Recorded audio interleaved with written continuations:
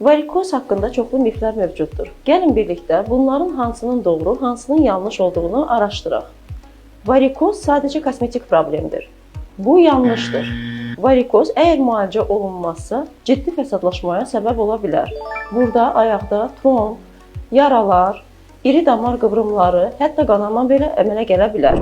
Varikoz yalnız cərrahi üsulla müalicə olunur. Bu da yanlışdır. Müasir müalicə üsulları cərrahi əməliyyat olmadan varikozu müalicə etməyə imkan verir.